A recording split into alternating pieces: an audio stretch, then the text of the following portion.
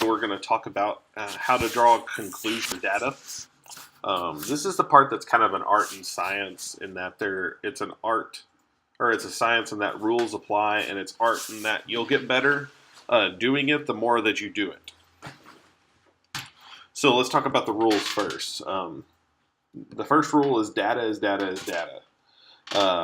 It's all data, and if you start thinking of data points as people, you will miss things. The data does indeed reveal the user, but it is not the user.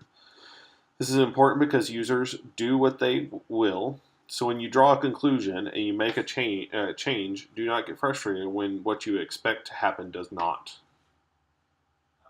It's data over time, and the data is the same everywhere. The data is always a snapshot of the time, so you can draw conclusions from your calendar. Don't focus on anomalies unless they suddenly have a real-world impact. A great example of this is, say you get a bunch of traffic from Brazil suddenly. You don't want to focus on that unless A, that's a target market of yours, or B, there's something that's actually happening in Brazil that would indicate that maybe you should be concerned about that traffic. Most likely these things are kind of like bots and stuff like that. We saw some of that earlier in the videos where we saw that Russia had some hits on the OrCity site. Other data is the fourth rule is other data is going to help. You can look at real-world events. You can look at your calendar, and then looking at looking at these other pieces of data, and then along with your Google Analytics, makes it a lot easier to draw conclusions. The fifth one is the data does not lie. It has no reason to. It's why we draw conclusions from it instead assuming things. Maybe you assume most of your social traffic is from Twitter, but you find out it's actually from Google+. So that's, the data's not lying there. You should just, move along from there. So let's talk about the art part of this. There's only really one way to kind of learn the art. That's to just kind of go through some conclusions here. So the first conclusion, scenarios. The first scenario we're going to go through is, let's say you suddenly have a traffic spike. It's on a particular day. You want to figure out why. So first, we're going to narrow down the date. So let's pretend like it's here on January 30th. So I'm just going to narrow it down here. All right, so I've narrowed it down to January 30th, and this is going to apply across all of my views now. So you're going to narrow it down to January 30th, and you want to see if people ended up on a particular page. So, you look at your calendar, maybe there was a particular event on that day, and you want to find out kind of what happened there. So a great place to start would be maybe looking at your content and landing pages. Let's see here. Oh, I meant to go to landing pages. Here, hold on. No, that's right. Yeah, site content landing page right here.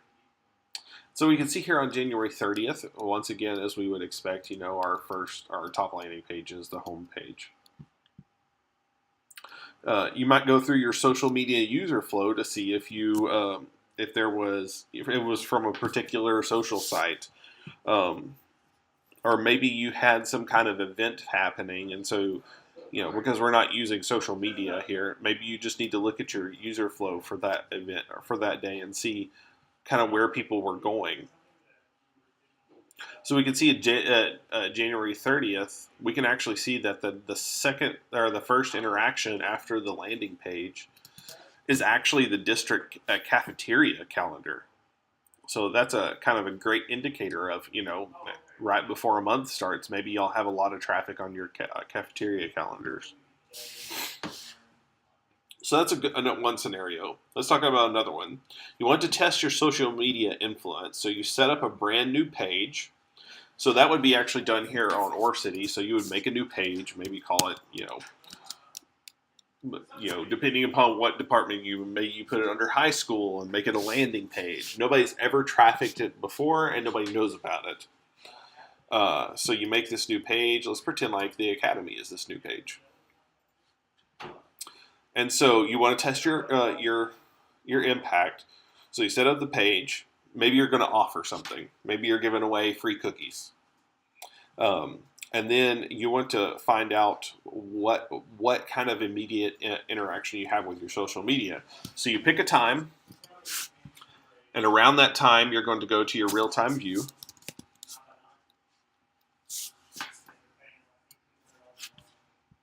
Okay, so here's our real-time view from traffic sources, right? So right now we're having 7 direct connections, and then you tweet, right? And so you tweet out or you post to Facebook or whatever it is, and then you watch your real-time sources and see if Facebook, Twitter, or whatever social media account you're using have the quickest response. So that's one way you could do it. Another thing that you could do is, let's say you have a search term that has been growing organically.